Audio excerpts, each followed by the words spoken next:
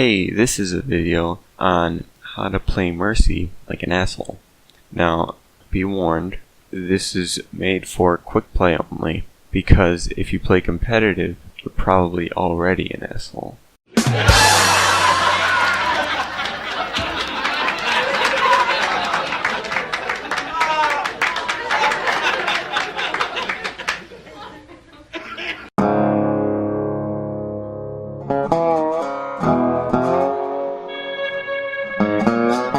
Okay, so the main trick to Mercy is that you should always be using your damage boost at all times. Your heal is basically useless because there are health packs all around the map. Your teammates can heal themselves.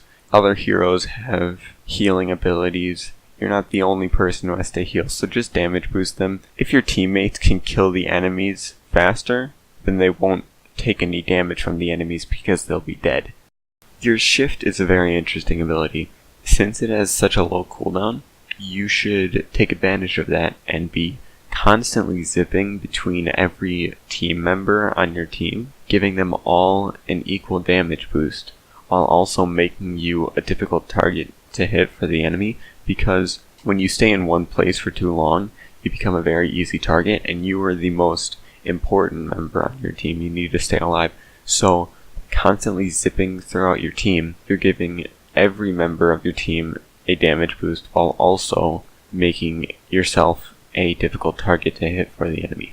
Your ultimate is only ever useful if you can res at least 3 people, because why try and res like 1 or 2 people that will probably not even make a difference when you can res all 5 of your teammates and get the play of the game.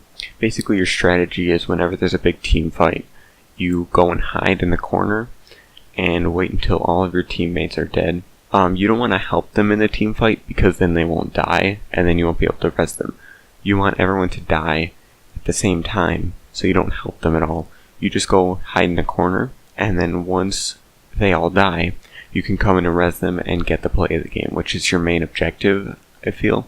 Okay, now let's move on to some gameplay scenarios, what you do in these common situations in a match.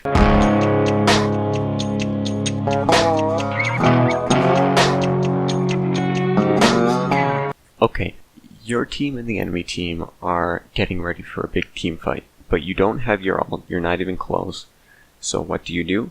You run away, back very far away, while you still have view of the battle, and get out your pistol and snipe the enemies. You do not want to be in the middle of that team fight because you are too valuable to lose. So by running away and sniping with your pistol, you are both protecting yourself from dying, gaining ult charge by shooting, and also damaging the enemy.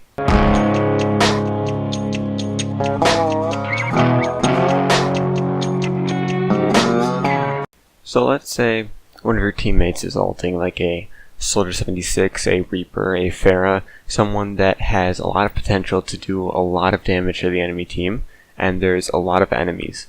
What do? Well, despite popular belief, you should not try and buff them or heal them or anything. Once they ult, they become a huge target, especially with all of the enemies nearby. So you should just try and get away as fast as possible. You do not want to be around them because there will be bullets flying and explosions everywhere close next to them. So you really just want to stay as far away as possible until the ult is finished.